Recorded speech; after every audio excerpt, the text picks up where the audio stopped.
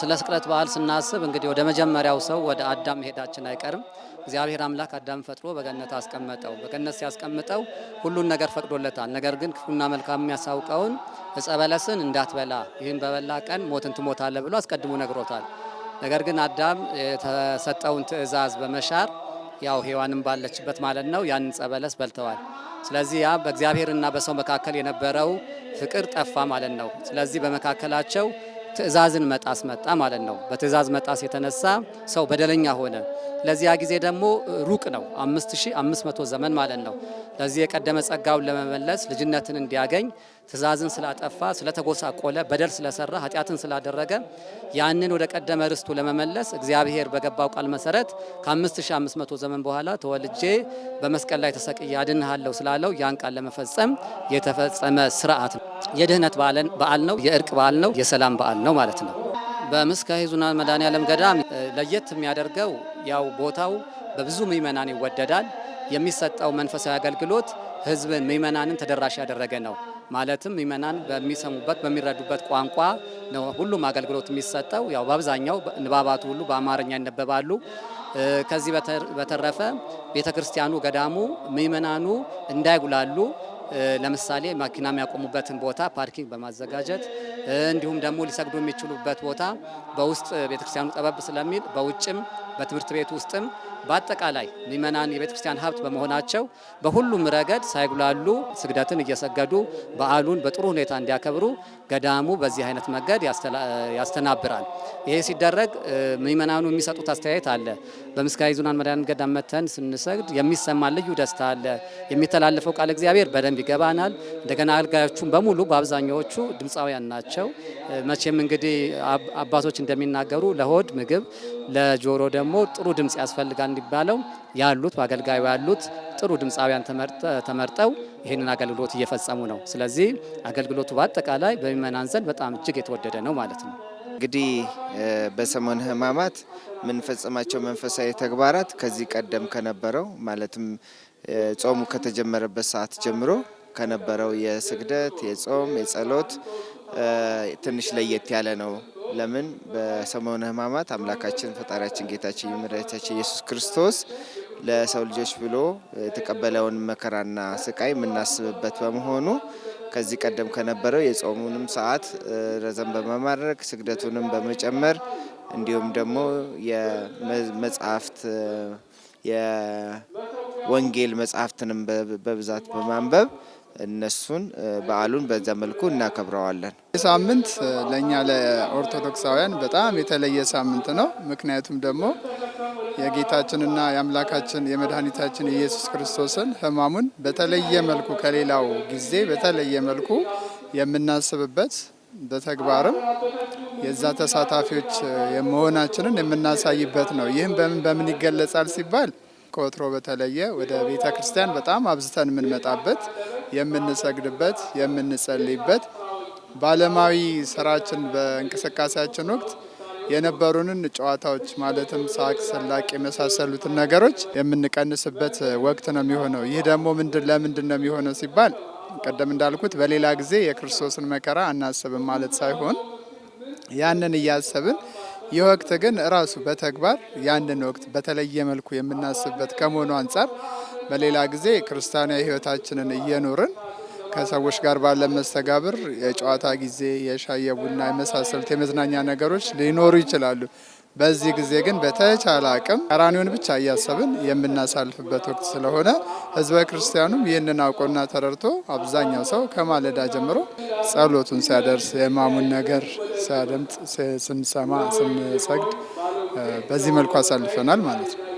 ሰሙነ ሕማማት ካሉት 5 ቀናት ሐሙስና የዛሬው ቀን ዓርብ እጅግ ለእኛ ለኦርቶዶክሳውያን የተለዩ ናቸው።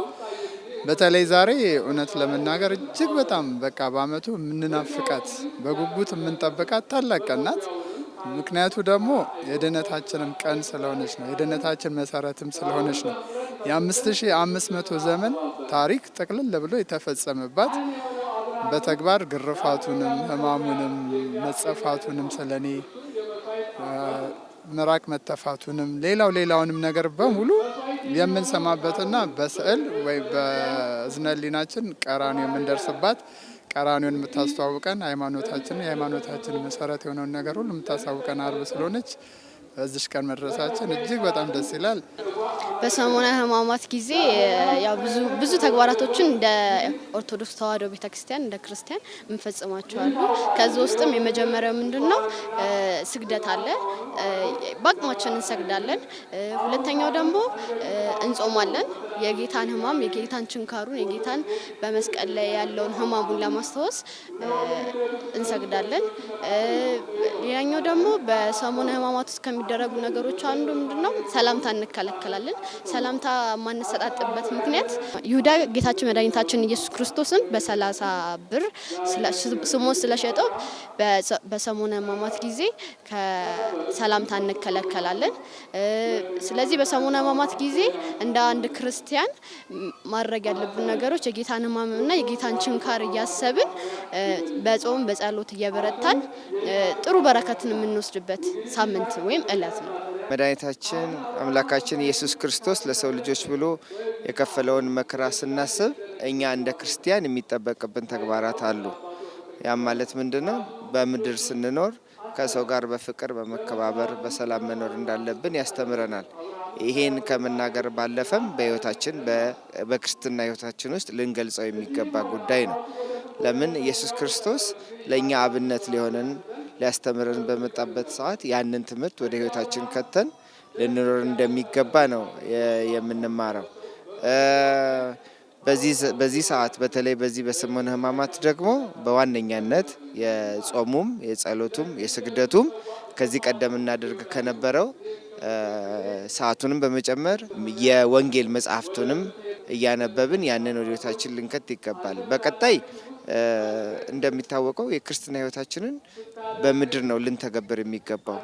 ለምን በጽሁፍ ብቻ አንብበን ብቻ የምንተወው ሳይሆን በሕይወታችን ካልኖረው ክርስትና የተግባር ኖሮ ስለሆነ ያንን እርስ በርስ በመከባበር እርስ በርስ በመፈቃቀር የተቸገሩ ወንድሞቻችን እህቶቻችንን በመርዳት ቤተክርስቲያናችን በተለይ በአሁን ሰዓት ያለችበት ሁኔታ ሁላችንም የምናውቀው ነውና አባቶቻችንን የሚሰጡንን የስራ መመሪያ፣ የስራ ትእዛዝ፣ ክርስቲያናዊ ህይወት በተለይ ንስሐ አባቶቻችን የሚሰጡንን ነገር በሚገባ በመተግበር ልንኖር እንደሚገባ ነው ማምነው።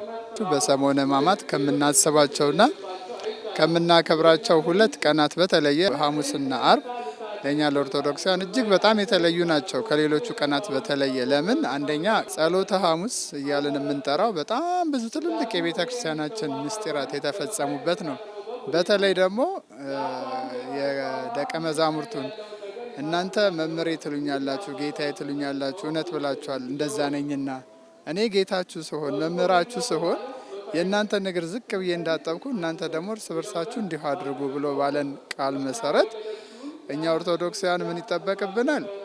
በዓለም ስንኖር ፈተና እንዳለብን ቀድሞ ተነግሮናልና ኦርቶዶክሳዊ መሆናችን መገለጫችን መጾማችን፣ መጸለያችን፣ ቤተክርስቲያን መምጣታችን፣ ነጠላ መልበሳችን ብቻ መሆን የለበትም ብዬ አምናለሁ። ምንድነው ከዛ በስተጀርባ ከዛ የዘለለ ቅድስና ህይወት ሊኖረን ይገባል። የቅድስና ህይወት በምን ይገለጻል ሲባል ነገሮች ሁሉ በትህትና ስለሚሸነፉ ጌታችንም አምላካችንም የትህትና አባት የትህትና መሰረት ነው። በተለይም ደግሞ እናቱም አምላክ ወላዲት አምላክ ንጽሕተ ንጹሐን ቅድስተ ቅዱሳን እመትህትና ነው እና የምትባለው የእሷ ወዳጆች ከሆንን የጌታችን የመድኃኒታችን ኢየሱስ ክርስቶስን ፈለግ መከተል ካለብን ሰላምታዎቻችን ሁሉ ከልብ የሆኑ ከልብ የመነጩ በትህትና የተሞሉ ንግግሮቻችንም የተቆጠቡ ትህትናን አዘል የሆኑ ነገሮች ሆነው በልካችን ያው ክርስቶስን አይደለም ቅዱሳኑንም መሆን አንችልም። በተግባር እንደው ባንችል እንኳን በትንሹ ግን በራሳችን ልክ በተሰራልንና በተሰፋልን ልክ ሆነን የምንችላቸውን የትህትናና የንጽህና የቅድስና ስራዎች ብንሰራ እየሰራን ብንኖር መልካም ነው ብዬ አስባለሁና ከበዓሉ እንደዚህ አይነት መሰል ነገሮችን በአስተምሮነት እንወስዳለንና ይህንን ሁሌ ለሰሞነ ሕማማት ብቻ አይደለም። በነገራችን ላይ ቅድም እንዳልኩት ነው ምንድነው በማቴዎስ 5:14 ላይም የተጻፈልን ነገር አለ። የሰማይ አባታችሁን እንዲያከብሩ ብርሃናችሁ በሰው ፊት ሁሉ ይብራ ነው የሚለውና አምላካችን እግዚአብሔር እንዲከብር ከፈለኩ እኔ በእኔ ህይወት እንዲከብር ከፈለኩ እኔ ያንን የሚመስል ህይወት በትህትና በንጽህና በቅድስና የታጀበ ህይወት እንዲኖረኝ ያስፈልጋልና ከዚህ ከሰሞነ ሕማማት በተለይም ደግሞ ከምሴተ ሐሙስ ወይም ጸሎተ ሐሙስ ተብሎ ከሚጠራው ሐሙስ ይህንን ነገር እንማራለን። ይህንን በህይወታችን እየተገበርን ይዘን እንድንኖር ብዬ አስባለሁ። በሰሙነ ሕማማትም በጾምና በስግደት ጊዜም ቢሆን በሌሎችም ጊዜም ቢሆን ቤተክርስቲያንን ማገልገል እንዳለብን ከቤተክርስቲያንን ስናገለግል ወጣቶች ስለሆነ ከብዙ ነገሮች እንጠበቃለን። መጥፎ ቦታ ከምንውል ቤተክርስቲያን መተን እግዚአብሔርን መድኃኔዓለም ብናገለግል ብዙ በረከቶችን እንወስዳለን፣ ካላስፈላጊ ነገሮች እንቆጠባለን። ስለዚህ በማንኛውም ጊዜ ቤተክርስቲያን መተን ማገልገል፣ በጎ ፈቃድ ነገሮችን መስራት በረከት እንደሚያሰጥና ወጣቶች መጥቶ ቤተክርስቲያንን ቢያገለግሉ ቤተክርስቲያንን ቢረዷት ጥሩ ነው ብዬ አስባለሁ። የመስቀል ጉዞ የመከራ ጉዞ ነው። መስቀል ራሱ መከራ ነው። እንግዲህ እኔ ሊወድ የሚፈልግ ቢኖር ራሱን ይካድ ብሏል። ምክንያቱም በመስቀሉ ውስጥ የደላ ነገር የተመቸ ነገር የምንዝናናበት ነገር አይደለም። መስቀል እያንዳንዱ ሰዓት እንግዲህ ከጠዋቱ ጀምሮ በጲላጦስ ፊት መቆም ነው። በጲላጦስ ፊት ሲቆም ጌታ ፈጣሪ ሆኖ ጌታ መርማሪ ሆኖ እሱ እንደገና ተመርማሪ ሆኖ ጲላጦስ ተቀምጦ ጌታ ግን ቆሞ ይመረመር ነበረ። የምንመለከታቸው የቀራንዮ ጉዞ በሙሉ መከራ ያለበት ነበረ። ግርፋት አለበት። የሰው አክሊል ተቀምጦበታል በራሱ ላይ። ይሄ የሰው አክሊል ጌጥ አይደለም፣ ውበት አይደለም፣ ልብ ድረስ የሚነካ ነበረ። ግርፋት ነበረው። የሚገርፉት ደግሞ ቀላል ቁጥር አልነበረም። 6666 ጊዜ ይገርፉት ነበረ።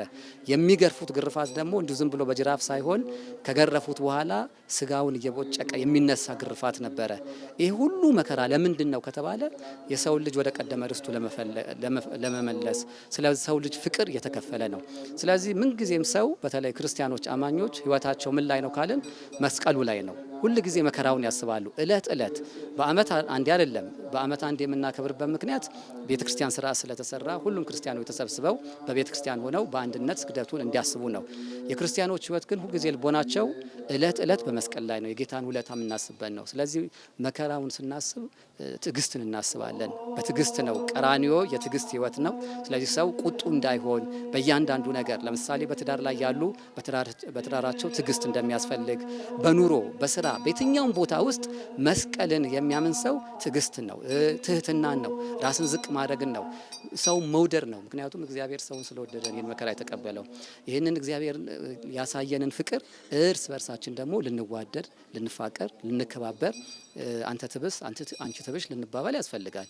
አለበለዛ የመስቀሉ ሕይወት በሕይወታችን አልተተረጎመም ማለት ነው። መስቀል በሕይወታችን የሚተረጎሙ ክርስቶስን ስንመስል ነው። የተቀበለውን መከራ እሱ ያሳየንን መንገድ ጉዞውን ስንከተል ነው ማለት ነው። ስለዚህ ይሄንን ያስተምረናል ማለት ነው።